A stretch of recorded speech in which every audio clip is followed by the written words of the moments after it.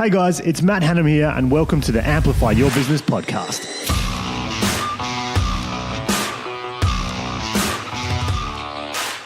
Well, Matt Hanham here and I'm pretty excited about I've already almost had the podcast. We had such a great chat. But anyway, I'd like to introduce to you all Ian Aldridge. And we've had a very robust chat. I've met Ian a few times over the last couple of years and we've always had great conversations. And you've been on my list actually since day one of people that I wanted to bring on the podcast, Ian. So it's fortunately enough you're in Perth and we were able to get this done. I haven't had to commute to Sydney for it, but anyway, I'm here with Ian Aldridge, and I won't do the honours. I'll let you. So who are you, Ian? Thanks for having me on the show. It's great and such a good setup here in Perth for you. It's excellent. I've even had the opportunity of looking, doing a bit of research and listening to a few of the podcasts already. So it was really interesting. You've got some great people here in Perth that you've interviewed. I'm the founder and principal of Progressive Legal. We're a new law firm, and that's only really sort of been I guess described recently. And we've sort of worked out, that's what we've been doing for the last 3.5 years. We've been doing it in a different way. We help startups and small businesses with all their legal needs, whether it be commercial, corporate, workplace, IP, dispute resolution. So for a growing small business, there's nothing much we can't do for them. It's great to be here on your show. Thanks for inviting me. No. Look, as I said, I've wanted you here from early days. So I know I have heard your story before. And I really just thought it'd be great to dig into that a little bit. I think it's very very common theme in some ways, obviously unique to you and others, but it's a story that I really would like to get out there. We'll get into what you're doing now, but I guess I wanted to sort of go back to the start. And when did you decide to become a lawyer? I think I decided to become a lawyer fairly early on, but it was around maybe year 9 or so when we were starting to talk about jobs at school, which what might be interesting to you. And my father even gave me the book of jobs. That's not Steve Jobs, right? No, or it's not part of the Bible either. No, so it's book of jobs, and just sort of going through, and it was almost a process of elimination for me rather than one where I was sort of drawn to. I wasn't interested in the science so much. Although I am now. I had terrible science teachers at school, which made science really boring. How they could have possibly have done that still beggars belief to me. And I'm really into science now. My whole family's sort of medical background, scientific, and they couldn't understand why I wasn't really interested in science, and decided not to take science to the HSC and do humanities. I was more into humanities and words and arguing, so naturally it was at 15, 16 years of age I was a right arguer, so it kind of it made sense to go down that path. And I did an economics and law degrees at university because I thought that's going to be something that's good to kind of catch all from a business perspective, and as a business background that would be the way to go. So did you enjoy the thought of business at that point, or was your dream of becoming a lawyer somewhat different to that? I guess I've always been a bit of an entrepreneur in terms of I was always seeing opportunity for business that could be good. Even set up a little business for nightclubs, promoting their event nights, which went absolutely nowhere, like everybody else's first businesses that they had. That was while I was in university. But it was always more business related, and I think law, working for law firms, kind of beat that creativity and that entrepreneurship drive and passion. Just beats it out of you until 10 years down the track when I decided I want to go into business instead. Yeah. So, I mean, I guess we can cut that short, but the standard the next let's say 10 years from that point, I guess would be pretty much the standard 10 years. It's you jump in, head first, climb. Yep. Then you jump on a plane. Yep. And so London is London, mainly yeah. where you spent your time? Yeah, a couple of years in London. So I worked for small, medium, large, mega, second biggest in the world type law firms, working for big, and ended up working for UBS.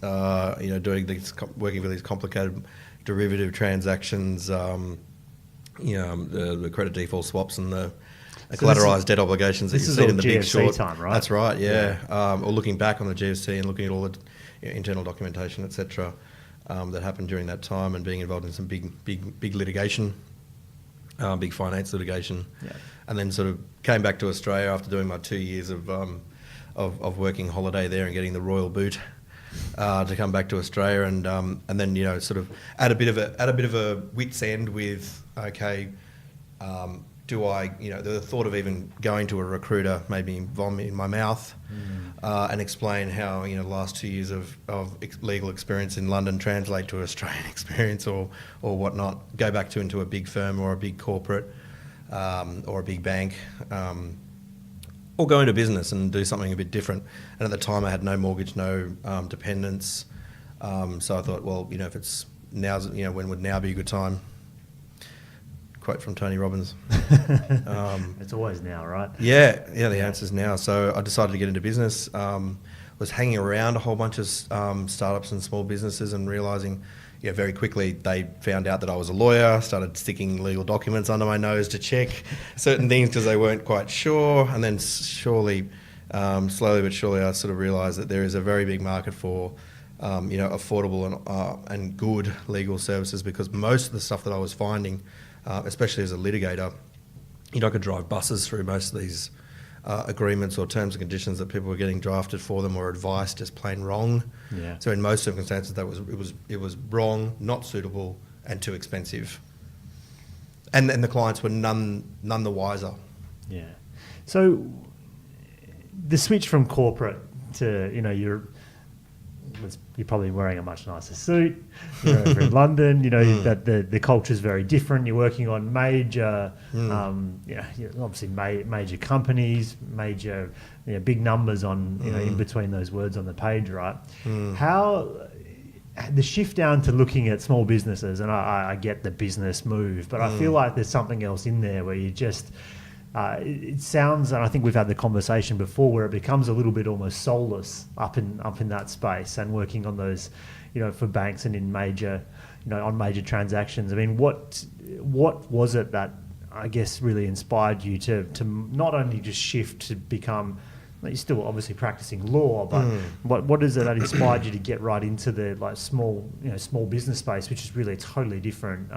It's almost a completely different profession in a lot of ways. Yeah, the bigger you get, the more you feel like a small cog in a very big wheel. The less client face-to-face time you have.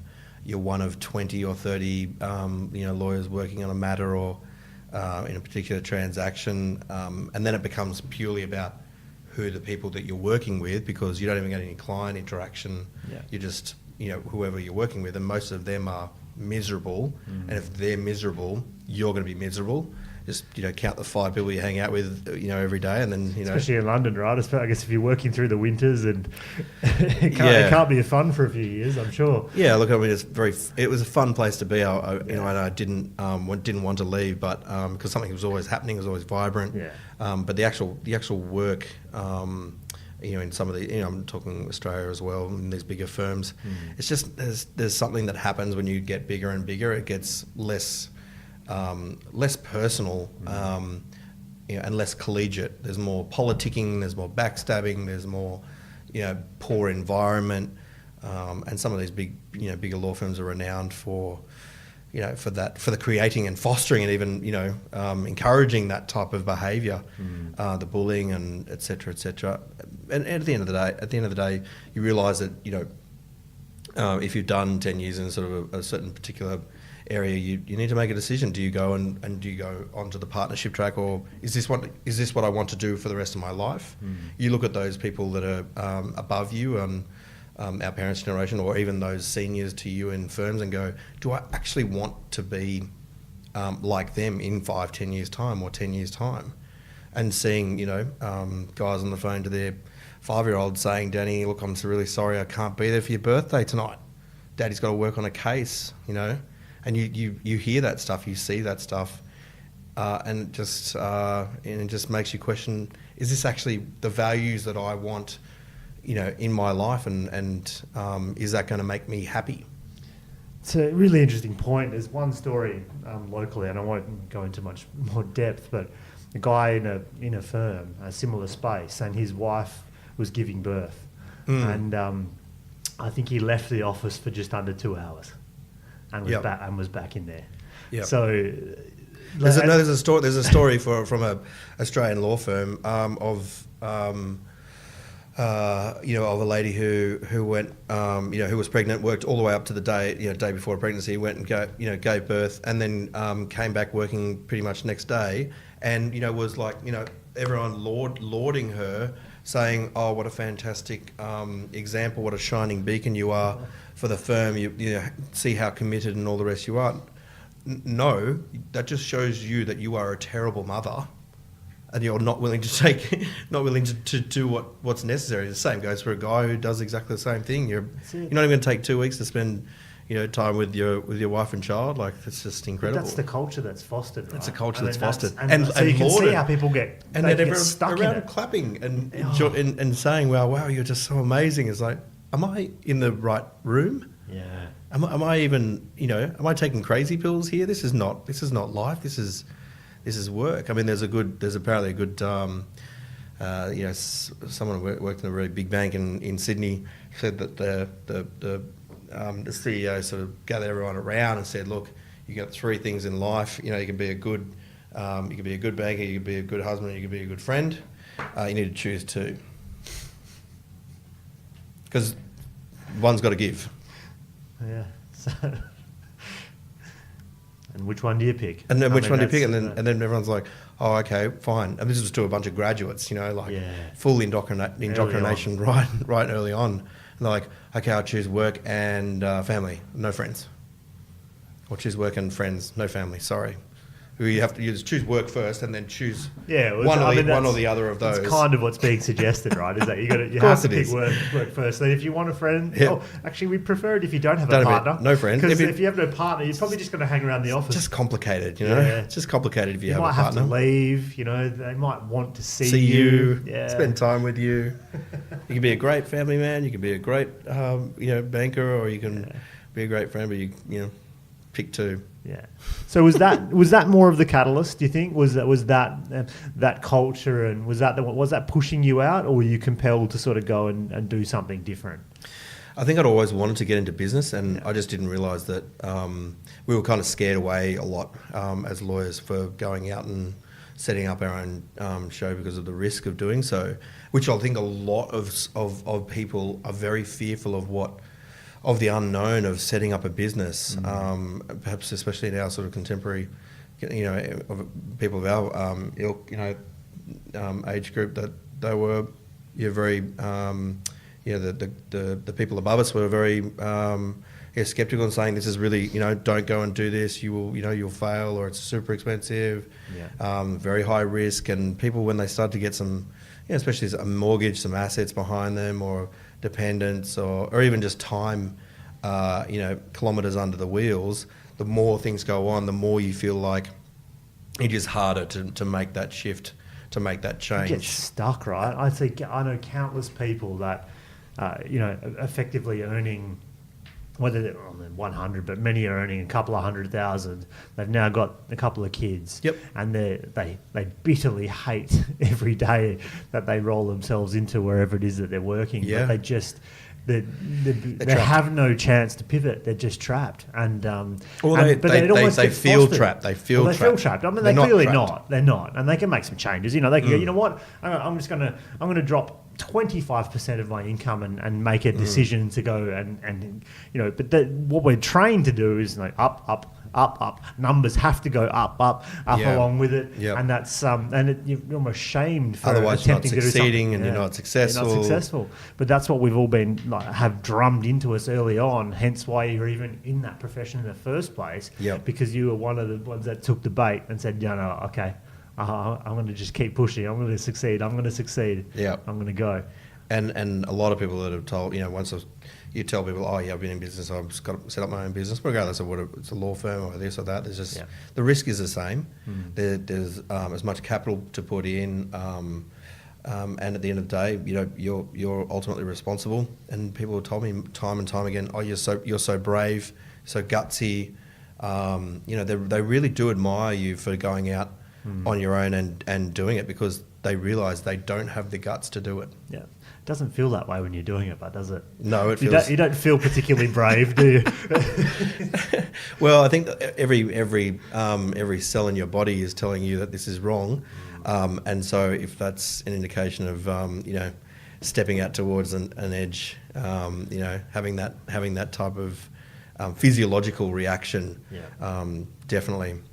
You get to the point where the pain of staying is more than the pain of leaving, even though you're jumping into a massive unknown, which goes against everything that the head's telling you. Yep. You've gotten yourself to a point. I mean, in my case, it was actually manifesting physically. I got very ill. Yeah. And it told me to go and do something else. And Yep. it took me a couple of years to even get the hint. That's what happened to me. But it's scary. People say you're so brave, but it's the opposite actually. You get to a point you can't not make a change, because otherwise, whether it's your health, whatever's going on, Yep. something is attacking you and telling you, no, it's time to move. You're not going to survive. Yep. They're actually surviving in there, Yep. but you're not going to survive. Yeah, well, okay. Well, we might switch gears a little bit. I mean, it's that gets you into your startup, and you're now helping many small businesses around Australia, small to medium businesses around Australia, to try and get more cost-effective and quality legal advice with some quality strategy, and that sounds great. But what's something that you do outside of work, or what's something that maybe your friends and family know that other people might not? I'm trying to swim quite a bit. I recently did this time last year I did the big swim, which is from Palm Beach to Whale Beach in Sydney, which is about 3 Ks. Okay. So doing some ocean swimming. Great. Anything to kind of distract me and get me energised and moved. I work from home, so there's not a lot of steps to and from the office. So getting out there and moving, go to the gym during lunch to break up the day, keep me motivated, and try and enjoy the sun while we have some daylight saving, which you don't have over here. So no, I know. I'm not impressed, because I think the curtains might fade or something might happen. The cows, the milk's no good. But, man, it's great. It's an excuse, not a reason. Because you live in Bondi, right? Yeah, I live in Bondi in Sydney. Yep. So I mean, how can you possibly spend any time inside of a laptop? I mean, it's very difficult. But when you own your own business, you know what it's like. You feel very guilty for even leaving the office. So that's one of the things I'm trying to do more and more now, is to kind of get active again and get healthy again, because I was quite fit before I started a business, and this is one of the things for business owners to really make sure they keep aware of is these kilos that can suddenly come on because you're working somewhere between on average 12 hours a day, do a 70-hour week, sometimes you're working on the weekends as well and don't even get out on the weekends. You do crazy hours, and I mean, would you say you're someone that enjoys working out? I love it. Yeah. It took me a while. To come back to it, but once your body starts to enjoy the endorphins and appreciate the muscles working, it starts to become addictive. That if you don't go to the gym during for one day, you feel low the next day, and your body says, hey, you need to move, and your body actually tells you, your mind even tells you, hey, you need to go out and exercise, or you need to meditate. Your mind will tell you, if you start to listen to your body and your mind, it'll give you the right hints every now and then. Yeah, I mean, it's funny how we can let that go, right? So we then start that business, and we're like, okay, everything matters, and partners and all the rest of it matter, but basically everything outside of the things you think completely matter. And I relate to this. I feel like I don't. It's gone through patches that when things aren't going well, or I know I've got a lot to do, I'll just let go of exercise, won't do any of it, despite the fact that it's actually way better for you, makes you perform better the hours you are there. You tend to let go of it because you're like, well, you feel that guilt, right? What was it, Richard Branson's famous quote? Yeah. Where someone said to him, Richard, you've got, Sir Richard, you've got all these businesses, you got this, you got this, you got this, you got this. How do you manage all that? And he says, I work out. So he that's his answer. He's like, he exercises because it helps him deal with the daily challenges. He's found that. That's so true, isn't it? And like, he's a crazy guy. I mean, I think he spends half his time in the bathtub taking phone calls. But it's a fundamental, right? You working out is a key thing, and I think we let go of things when we start these businesses. And we sort of, okay, I'll come back to that later, or I'll get my health in check later. And ironically, people will jump out of corporate thinking that they're going to, have more control and do this business and do all these things, but they find themselves have time for themselves perpetuating I'll have all that time that I spent traveling to the office, that 2 hours a day, and then I'll be able to use that for physical activity or something else that they've always wanted to do, or read, or listen to podcasts and all the rest. But when you start to have a growing business, it becomes all-consuming. It becomes, very much a passion and sometimes an obsession. Yeah. How do you separate? If you're working from home, I have gone through phases where I have worked from home. Yeah. How do you switch on and off? It's a really challenging. It's a really challenging thing. I'm not quite sure, even if I did, and when I did have an office, because I did at one stage, whether I actually ever switched off anyway. Yeah. That's probably the answer. I had had an office here in Perth before even in Sydney. I think it's horses for courses. It works for me. It doesn't work for everyone.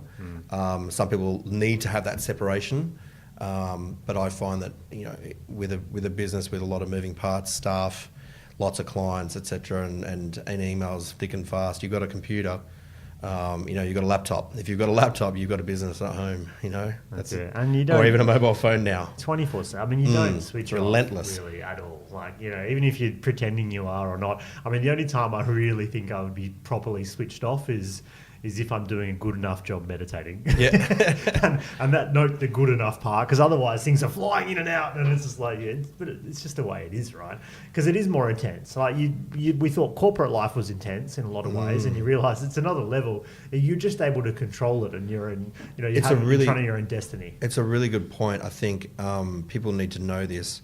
I've worked for small, medium, large, mega, huge international law firms, big teams, big matters, litigation, high tempo, high stress, and lots of personality and a lot of politics and all the rest.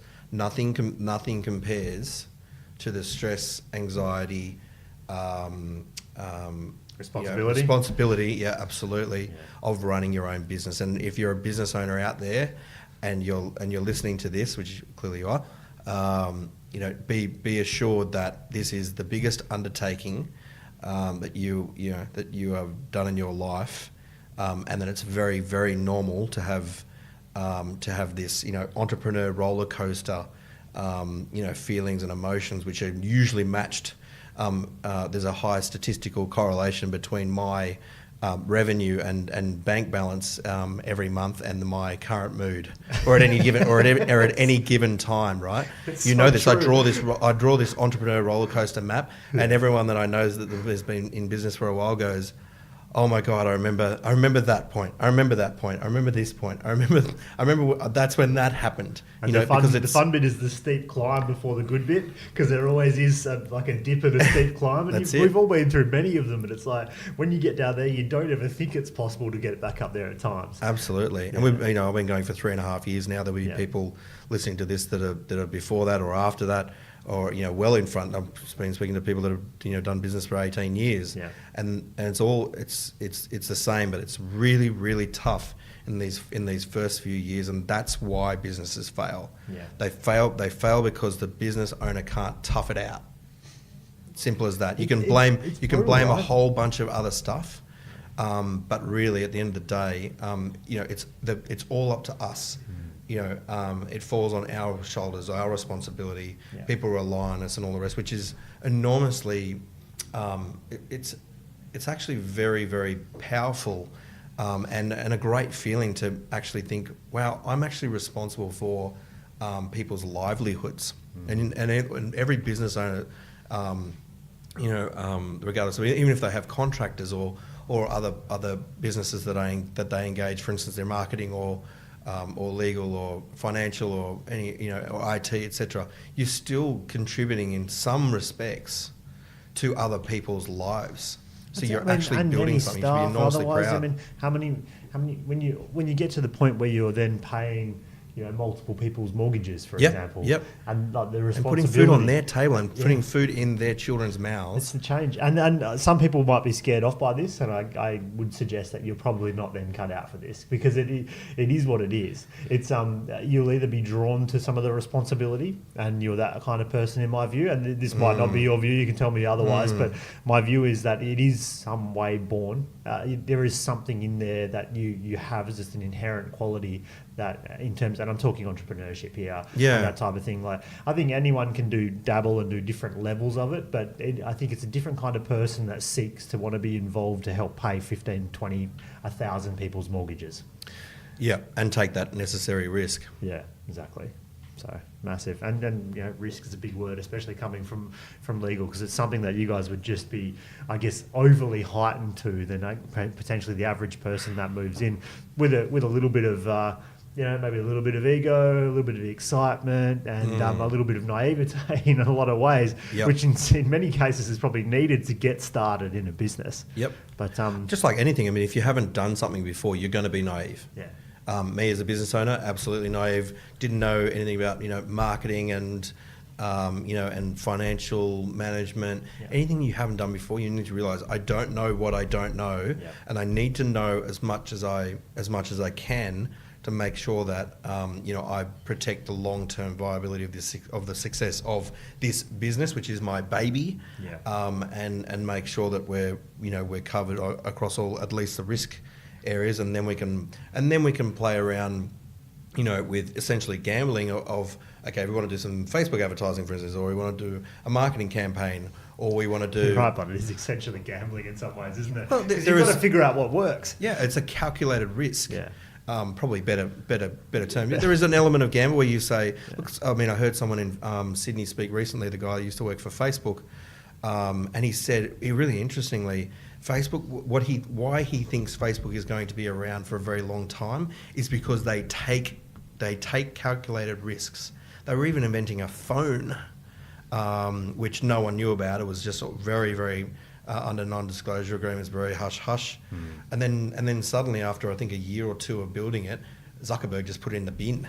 He just went, no, we're not going to do that anymore, and went somewhere else. But the thing that ultimately he said,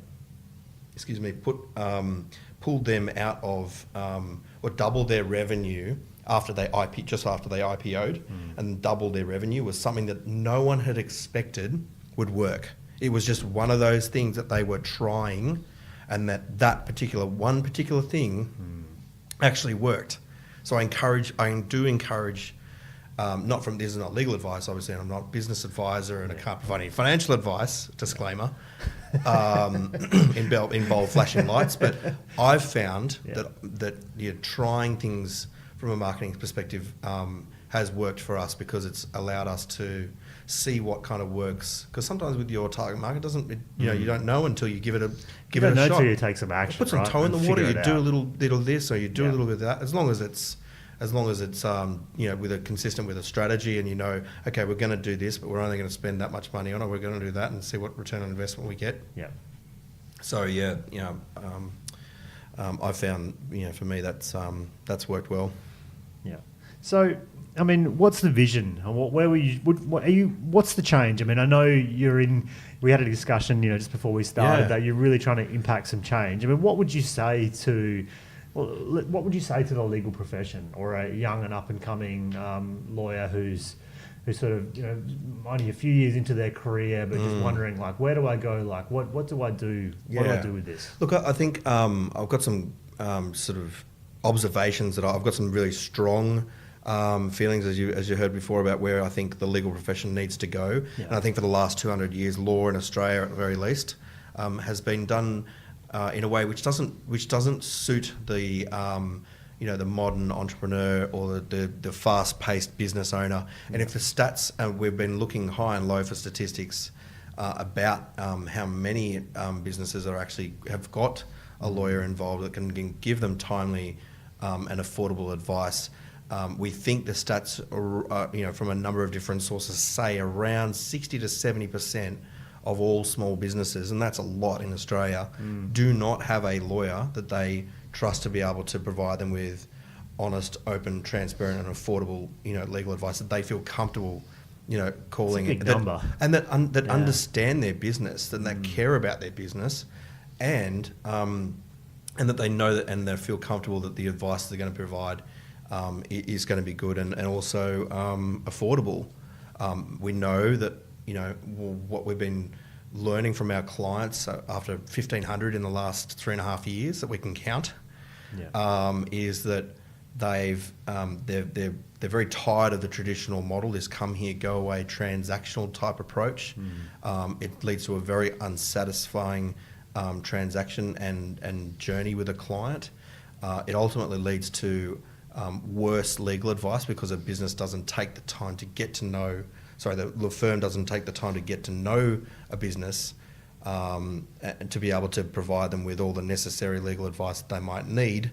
For instance, that there might be an issue with a trademark which they don't even because they don't have a necessary expertise in intellectual property, they wouldn't have a clue about that. And that's a much bigger problem for a business than, say, for instance, what they're coming to them for, what a business thinks they need right now. So there's a whole bunch of stuff that law firms aren't really doing to provide the proper service for businesses, and I think we're going to see a very big change in the next 5 to 10 years with law. It has been holding on, as I said before, the last bastion to be disrupted, and I think it will hit these types of industries a lot harder, because if they've been holding on and holding on and holding on, and then suddenly there's a disruption in the industry, it will hit that industry so much harder, and we've seen it already happening, and now there's much bigger talk about blockchain and AI generally that's going to hit some of these industries, and especially those which can take a number of bits of information from a number of different sources and provide a better, faster and cheaper alternative. Can you elaborate on that just a little bit? Because I'd love to hear just your thoughts on blockchain and where you think that's going. And I get there's a lot of noise and there's all the Bitcoin, but really just blockchain and maybe what you think that technology can do in this sense. I think a lot of there's Conrad Francis outside. Got a live audience. I won't tell everyone what he's doing. So I think that the thing with blockchain is we'll start to see artificial intelligence generally starting to impact these transactional type arrangements within a business. So I think we'll start to see some terms and conditions and privacy policies and disclaimer waivers, some of these lower level sort of documentation, at least drafted to a certain point, where a lawyer can then check and sense check and ask a few questions to make sure that that's on the right. I think it's going to take a little bit of time, and I don't think it's going to eliminate a certain part of the workforce, but we've already seen it happen, for instance, with document discovery. That's been going on for a while now, where in the old days there were hundreds of junior lawyers being pulled into rooms, non-air conditioned and non-aerated rooms with a bunch of piles of documents to go through.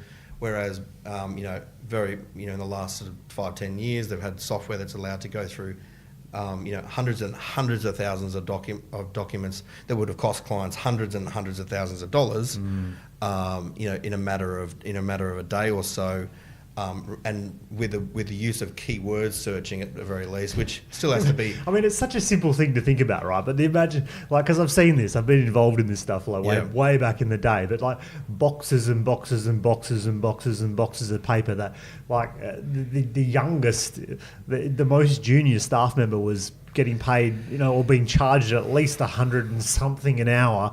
And it was just constant for days and weeks and months, and that you would be trawling through. Now a simple Control F. Yep, exactly. Go and look for what you want. And I think a lot of the blockchain stuff is it's going to affect those jobs which people don't actually want to do anyway. And I think the generation that's coming through below us has absolutely zero interest in doing, value their time a lot more, and actually want to be doing more soul fulfilling work. They want to be doing stuff at their level. And I think technology is great. We're going to embrace it as a law firm. We've got 15 pieces of software in our business alone already, and I would love to have a Watson, this legal robot, to be able to go through all of our client documentation and at least flag anything that might be of concern, etc. So I think we're going to in all of the industries, we're going to see robots being used to do that type of transactional or very mundane type of work and activity, where the lawyers and everybody else is used to interpret, analyse, and at the end of the day, a business owner is still going to want to talk to a business owner. Well, that's it, right? It's just a new frontier. I mean, we have a bobcat, so we don't all go out there with the shovel and achieve the same thing. Yet we still need humans there to deal with it and manage the situation. But it's just that type of work that's not necessary anymore. And it's the same as all those law trainees sitting in the dark room photocopying. It's just not needed anymore. So why?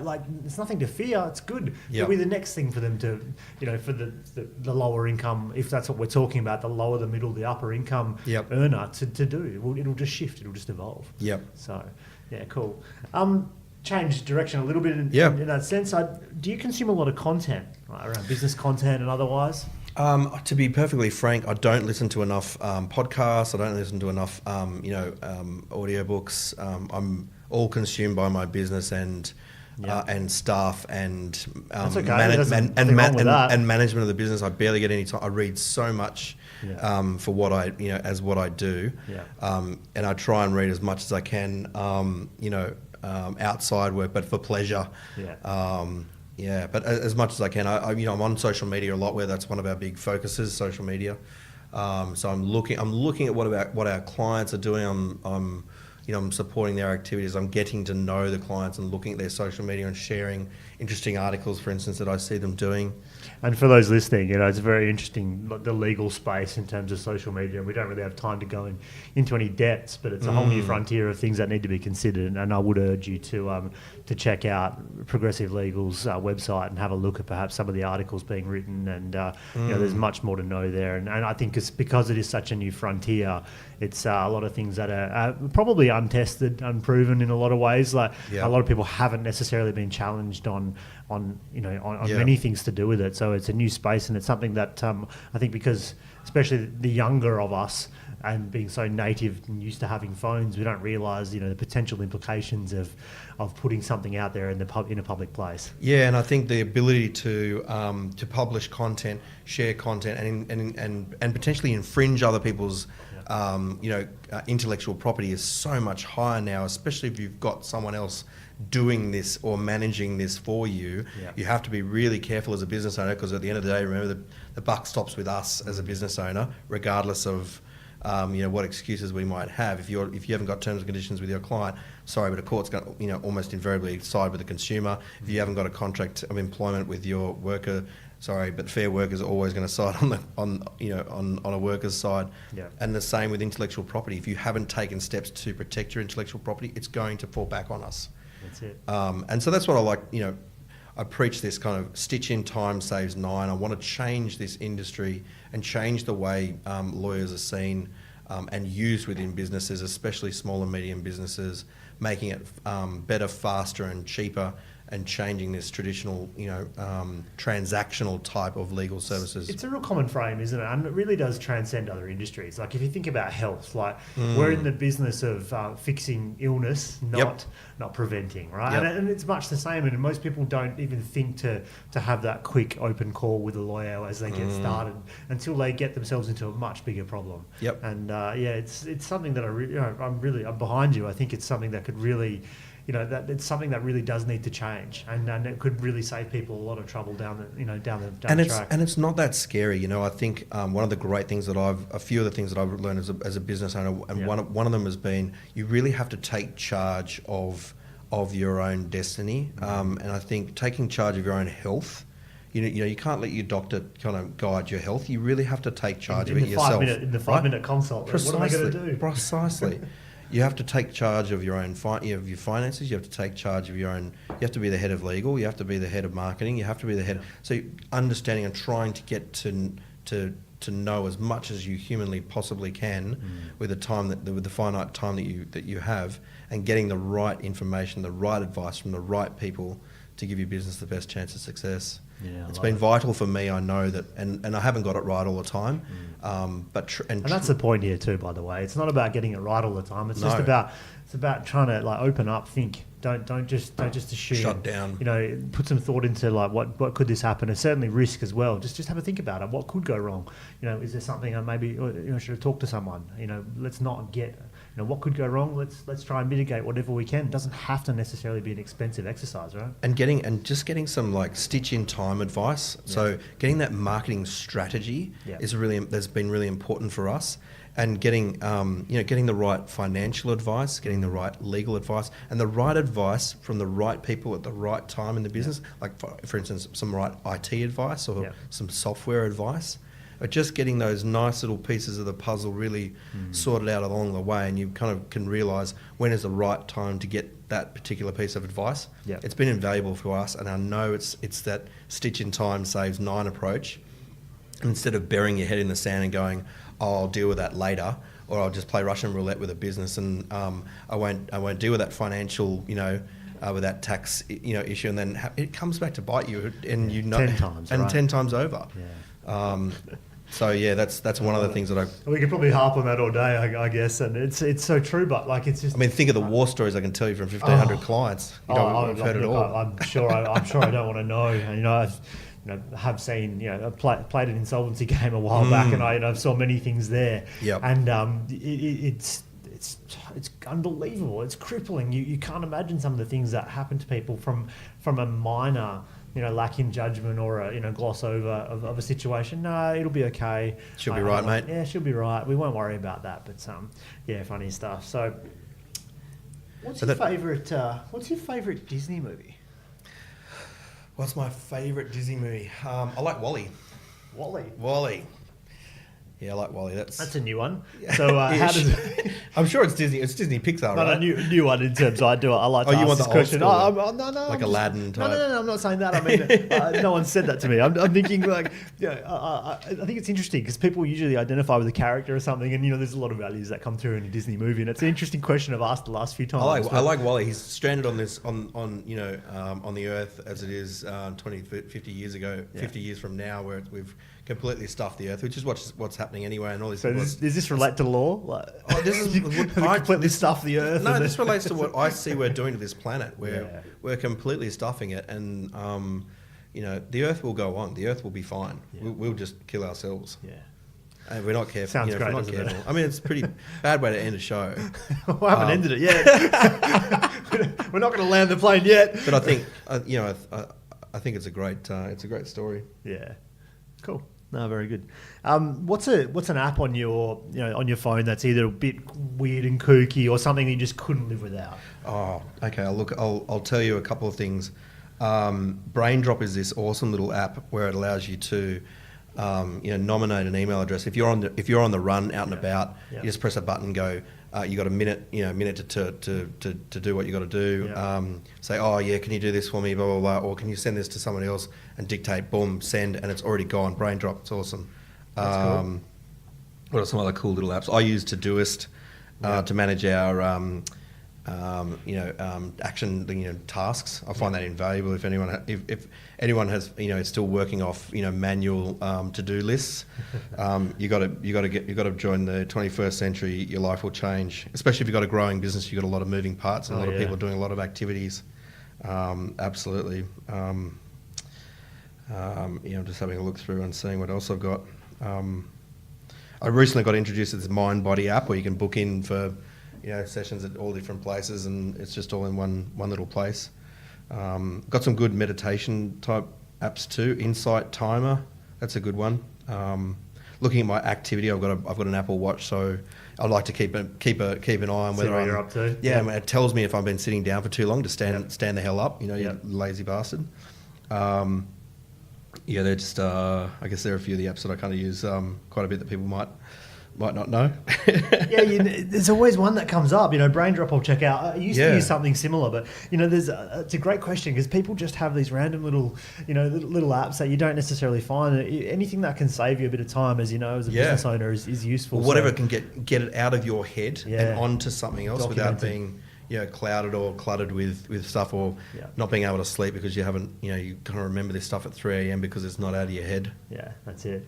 Awesome. Well, listen, Ian, we'll have to wrap it up. I have to get you moving. You're only here for a few days in Perth. So, thanks very much for having me. Thanks so much for the time and coming in. And, if where can people find out more about you? I mean, I guess Progressive Legal is the main place to go, but would you want to go to Facebook, check out the website? What's the best place? Yeah, we're on Instagram, we're on Facebook, I'm on LinkedIn.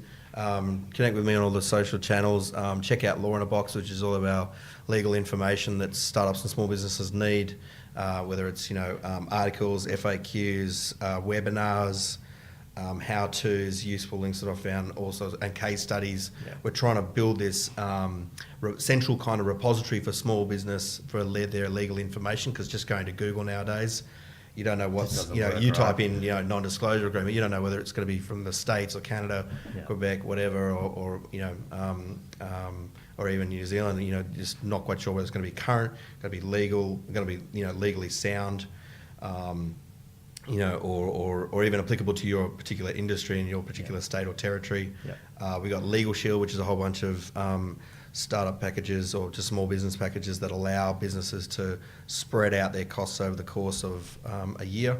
So they're the main areas. Yeah, so the website, check us out on the website. So progressivelegal.com.au, or you can check you out on some of the social profiles as well, Progressive Legal. Yep. But I'd suggest the website, check it out. And you heard it first. I mean, a lot of us have had trouble with lawyers or not knowing where we stand, and I really value that you're doing things a bit differently, and I think the marketplace really needs it. So if anyone's looking to speak to someone that does things a bit differently, definitely get in touch with Ian. But thanks so much for coming in. Thanks a lot.